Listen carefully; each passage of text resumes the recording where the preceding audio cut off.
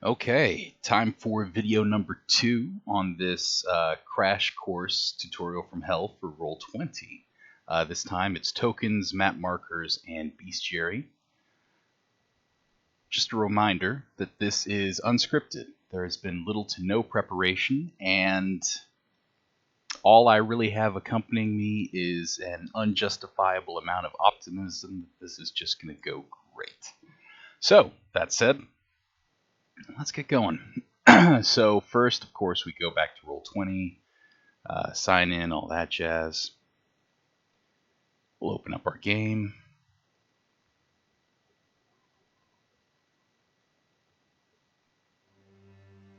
Now, tokens are literally just the little pieces that you see on the map. They can be literally a picture that you can just kind of cram into Roll20. Me personally, I like to go to token stamp 2. These guys are great, or I have no idea who does this. It could be a robot for all I know. However, I love this little piece of software. It makes things very easy. And let's see, I think if we just go in and type in drow, because drow are cool, we'll probably get some cool images. We can go ahead and use her. No? Okay.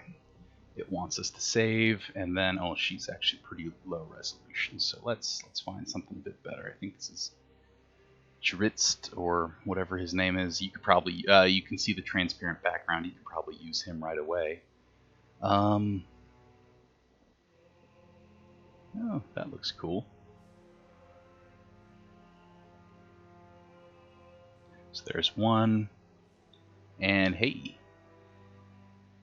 And here's 2.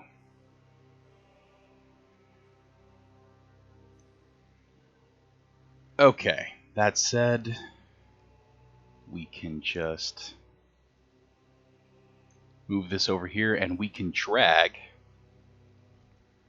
our photos right here. It makes things very easy, and exit out of that. So of course here's what it'll look like in the end. One second.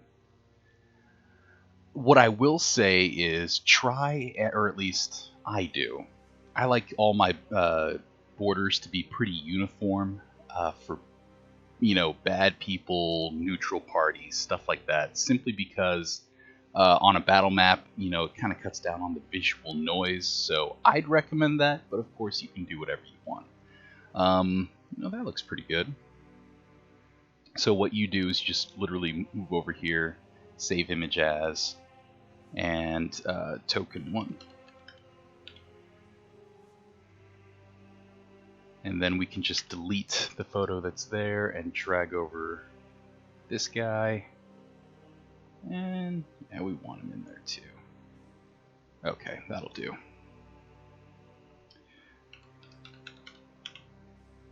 Okay.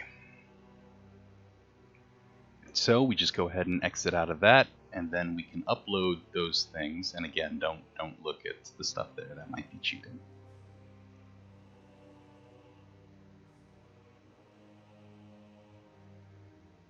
And I think token 2 broke. No, it worked. Okay. So we've uploaded those little pieces of art in there. So the next thing we need to do, let's go back to our dungeon.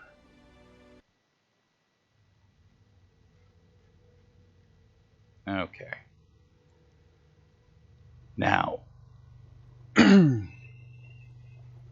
and this is take like number 4, so ignore these for now.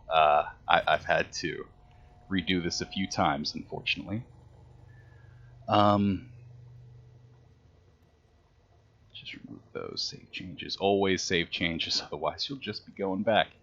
So, to create the avatar, which is also the token when you move them out, you just take the piece of art that you have and you drop it right there. It's very easy. So this person is now Goomba 1, and for Goomba 2, edit. There we go. Save changes. Alright. So what we can do is we can now literally just drag them onto the map, and you'll notice that they can move anywhere they want, and their token is bigger than the 5-foot square here. So I know what I've done in the past. Yeah, I turned off the grid. What you want is, because we turned it off because the squares do a very good job at, dictating what space looks like, enforcing dimension. So you need the grid on, you just need to turn it all the way down so that it's transparent. And that way, they snap to the grid, stuff like that. Okay, so there is Goomba 1. Here is Goomba 2. Now, real quick, you'll notice that, the stuff that pops up, there's nothing there. That's because these are the default tokens, and unfortunately, you will have to reprogram them, every time unless you do what I'm about to show you. And unfortunately, it took me about 8 months before I learned of this vital feature, because, you don't want to... You're being a DM to have fun, not as some sort of exercise in data entry. So let's show you how this works. So just go ahead and double click on a token. What I do is I like bar 3, the red, to be HP. So that links the HP to what they have on their character sheet. I kind of pre-programmed some stuff in there just for numbers to appear. So there we go. Bar 2, since it's blue or kind of gray, I think, gray, metal. So that is where I have AC. For bar 1, or the green, you can have a variety of things there. If they have, wild shapes, stuff like that, you can ask them to keep track of it there. That has not worked out well for me, so what I've switched it to is passive wisdom, which is also passive perception. And that makes things very helpful. So we can hit save changes, and you can now just kind of see this stuff as soon as you click over them. So, as a DM, you can literally click on, a character's token, and without consulting their character sheet, anything like that, you see how much HP they have, you see their passive perception, and most importantly, you see their armor. So you can roll stuff and just kind of immediately compare, hey, what is your armor? Does this hit you? Whatever. So this is great. However, now that we have this programmed, you'll notice that if you go to a different map and you move Goomba 1, who I had programmed over, there is nothing there. And that is because we haven't saved any of the changes truly for this token. What we've done is we've saved it for this map, but not for again, this token is just a representation of this character sheet. We haven't saved it on the character sheet. So let's go a little bit further. Real quick, show nameplate, that's up to you. If there's a group of 6 people who have never met in real life, I think nameplates are a good idea. However, if it's just 3 people, 2 of you have met in real life, stuff like that, I don't think they're necessary. But to each their own. The tint color, we can do more with that later in the Bestiary. I'll show you there. This is important. Emits light. All this, we'll get to that in lighting. It's not as complicated as it looks. Player permissions, let people see that. Let people see health. I kind of run a bit more hardcore. You need to ask people. It might surprise you how rough they are. It gets people to talk. However, it does make things more dangerous because it just straight up gives people more information they can see. So if you have this clicked, other people will be able to see bar 3, which is the HP. So that makes things easier for other people. It's like the healer can literally see that, oh, I need to heal this person. They might go down soon. The bar location, you can play around with that if you want, but it's this works for me. So let's do save changes. Now, here's the key. Go, if you double click on the token, it brings up the edit token and the basics of the token. However, you want to shift double click. That brings up the character sheet, all that jazz. So go to Bio and Info, hit Edit. Now this is the important bit. So, default token. That means whenever you reach and you pull Goomba 1 from the side to put them on a map, they will automatically have those settings. What you do is you select the token that is formatted properly, and then you hit Use Selected Token, and then Save Changes. Now, let's say we go back to that battle map, and we slide Goomba 1 out there again. As you can see, everything's already pre-programmed in. It's already linked up to the HP of the character sheet that is in question, and everything is ready to go. And you will forever have, all of that ready to go whenever you drag them out. And again, it took me 8 months to figure that out, and I spent way too much time reprogramming these every time. So needless to say, I'm grateful for it, and I hope you never experience it. Okay, moving on. Do we need to do Goomba 2? Let's do her real quick, just as a review. So again, bar 1, which is green, passive wisdom, which is passive perception. Blue is what I use for AC. Red, just type in HP because it's a very long list. You don't want to go searching through there, trust me. Let's do show nameplate. We'll save changes. I don't know if it saves changes if you hit if you make changes here and then hit advanced. I don't know if it resets or whatever. Let's just not try and find out. So let's let everyone see the name. Let's let everyone see the HP. And we'll get to this later. Save changes.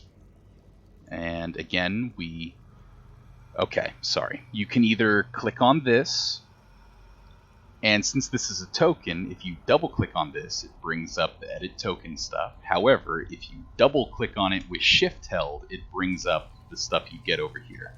So hit edit, and make sure she's selected, use selected token, save changes. And now, once again, I don't know why I keep switching it. You're literally following my view, probably have it. Whenever you move her out, bam, all of her stats are plugged in. And of course, once we get to the lighting, that's all set as well. So that makes things very easy. No, Ryan, that's a different video. Okay. Now let's head to the Bestiary. You have a couple different options for doing this. And you can either buy the monster manuals, stuff like that, where everything is literally pre-programmed. It shows up right here. You can search for stuff in the compendium. I can actually probably do it here. Monsters. They do give you a few for free at varying difficulty, challenge rating, CR challenge rating. Alright, Roll20, why are you having a problem right now?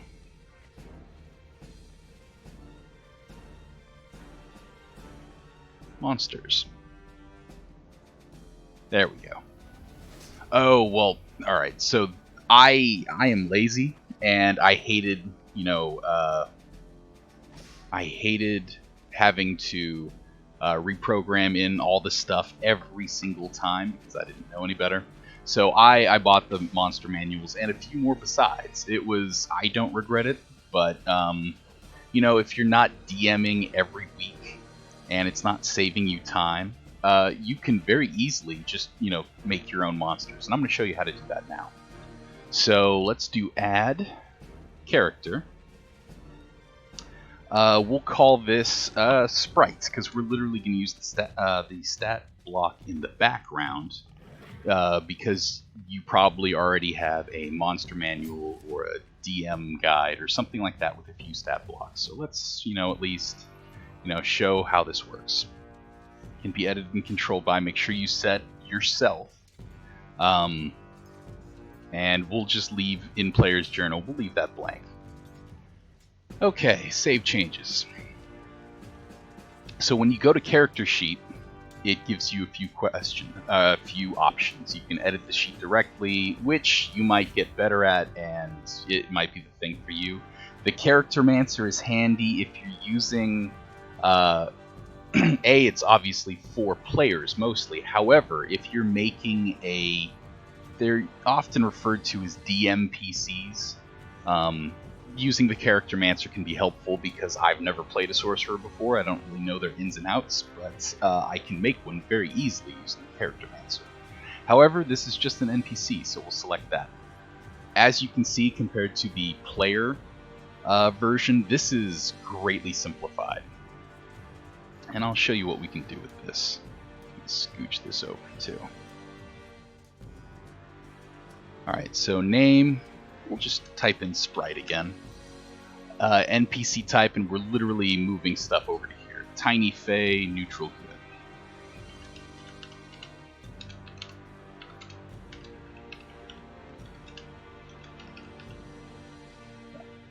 good. Okay, armor class. So armor class, you just type in 15 over here, and then leather. We'll type in 2 and then 1d4. Unfortunately, I have yet to find a good way to kind of auto roll HPs, so I basically just tend to take the average and leave it at that. And then I can either tack on, a little bit more or a little bit less during the session, or before the session, not during the session. I'm sorry. 10 feet and 40 feet.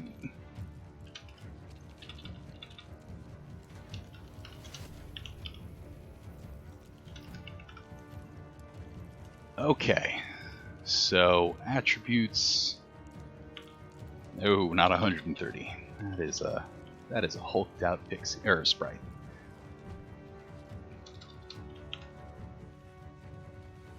$10, 14,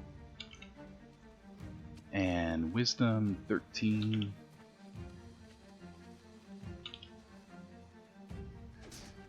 Okay. So skills, and this is one of those things, honestly, you don't really have to enter this if you don't want to.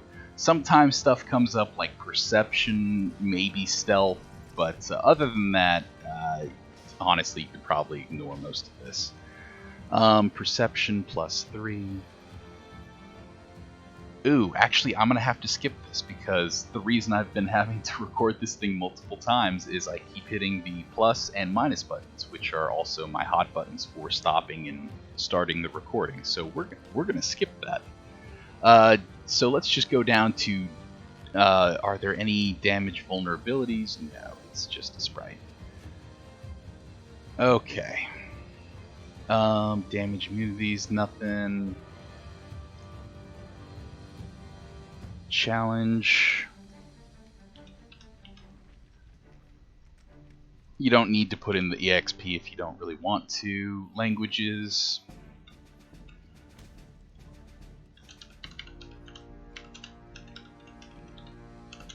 But we'll just say that you can, tack on all this information, more and whatever. But let's go down to some of the more interesting stuff. So you can have them, automatically roll advantage. Honestly, I choose never roll advantage, and then I'll just roll it again if they have advantage or something like that. I like to show the rolls, and always do the auto roll damage and crit. It just saves time. NPC name and show in rolls, yes. Okay. So now, this literally just goes to fill out this, and I think before I scrolled down you saw that it was pretty much empty, or at least you can rewind and see that. However, afterwards, what we can do is we start adding actions, and this is where, if it's an attack, it'll bring up this other thing. So we'll call this longsword. And it's melee, it is reach 5 feet. It is +2 to hit. I can't I can't do the plus sign. Okay. And it is a 1d1 slashing damage. Because they're a pixie. And that is if there was a second attack. You can type that in, and that is handy. Target, one target. And then you can just hit that, and now it's gone. However, you can also just hit that now, and it'll automatically roll, it'll automatically do the math. So it was an attack of 6, and if it hit, it's 1 slashing damage. Okay, so once we have, this is enough to be going on with. So, as you can see, we have this sprite here. Let's give it a, actually, we'll do it from here. Edit. So now, I did make a little sprite thing earlier. And again, just like with Goomba 1 and 2, you want to fill out this sprite's kind of stats. So double click on the token. This would be passive. Or stealth, maybe. Actually, yeah, for the creature, it would probably be helpful to be stealth.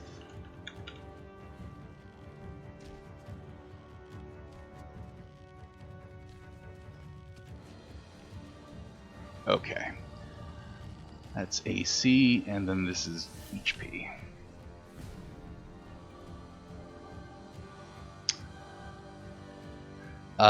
We listed the maximum, we didn't actually give it HP, so we'll,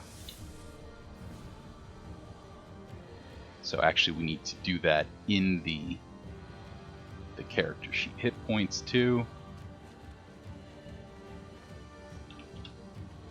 Alright. And then, of course, once that's all done, you double click it, you hit, edit, and then you select the token that you want, use select the token, save changes. And now we can remove that, we can remove everyone, and I can start pulling off as many sprites as I want. And, you know, I can have a veritable horde of sprites. Now, however, there is one thing you need to be very careful about. So let's say you'll notice that I kept clicking and dragging more and more from the side. I did that because if you drag one and then hit Control-C and then just start moving around Control-Ving and, you know, copy and pasting, what happens, or what can happen, is if you change this to 1, notice they all go down to 1, and you're basically just kind of tampering with everything. So don't do that. Don't do that. Just keep dragging stuff off from the side. Now,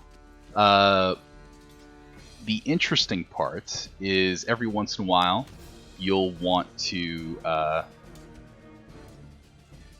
do, like, let's say, alright, I already have the stats and all that put in for the sprite here.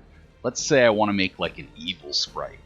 What you do, once this is all done, you hit duplicate. And you'll notice a second one comes down here. So we'll just hit cancel. And then double click on this one, and then we edit. So this will be evil sprite.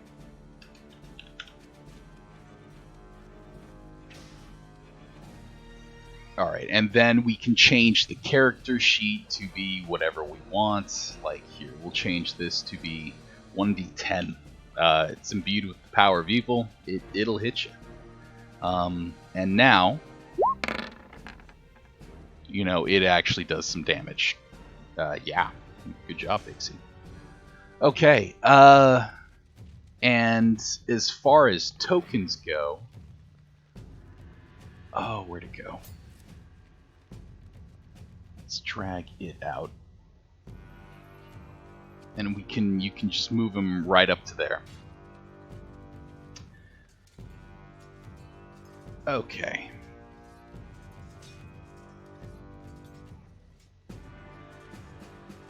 But yeah, you can do the show nameplate if you want, and if you just wanted to tint the color, let's change it to red.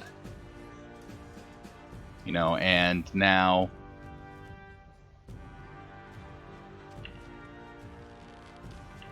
the evil sprite should have a, well, you can always just change it back, but yeah. But something to differentiate between is very helpful.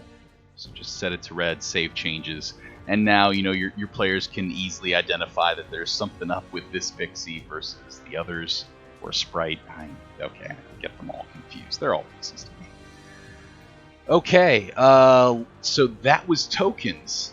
These here, the sprites, that's your bestiary. And again, just keep duplicating anytime you want to make more. Otherwise, you have to fill out the character sheet all over again. You will have to do that for different monster types, stuff like that.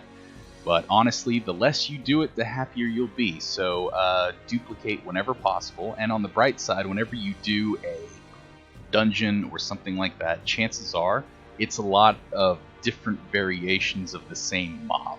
So, mob or monster. So, you know, if it's a dungeon and there are slimes and oozes, chances are you'll be able to use a lot of the same kind of information from one to the next. So you can just keep duplicating and quickly go through and stat out your dungeon. And of course, once they're in here, they're yours to keep. So they're not going anywhere. Okay, let's do map markers real fast. That's easy. That's yeah, it's not super fun, but it's easy, and it makes your life a lot better when you're running the game. So, real quick, make sure you go to the GM info overlay. You don't want to get stuck in layers like I do all the time. And then hit the drawing button, text. My advice is make it something very visible, and then make it huge. So, when you are preparing a dungeon, or at least the way I prefer to do it these days, when the characters enter somewhere, it's nice to have some flavor text. It tends to be italicized. It does not need to be pages. It can literally be 2 sentences, a single sentence if you'd like. But just kind of setting the mood, letting the characters know what they see, stuff like that. And on a Word file, you can literally hit, you know, 1 period, enter, and then the stuff, the flavor text and italics, and you'll know to fire that off, because right here, click and hold, and then just hit 1. And then up here, you can click and hold, hit 2. Click and hold, hit 3. Now, they won't be able to see this because this is in the GM layer. You know what? Let's put something right there.